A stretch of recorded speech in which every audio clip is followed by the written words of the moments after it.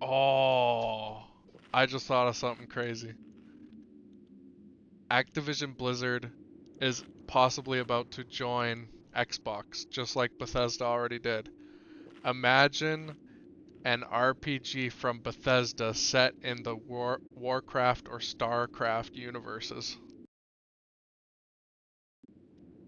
That would be crazy.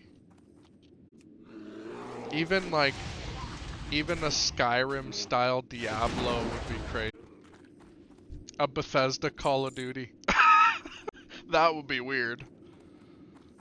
You're actually role-playing as the soldier on the battlefield. Bullets flying around everywhere, you're like, hey, where's my... Oh, what about a Bethesda Candy Crush game?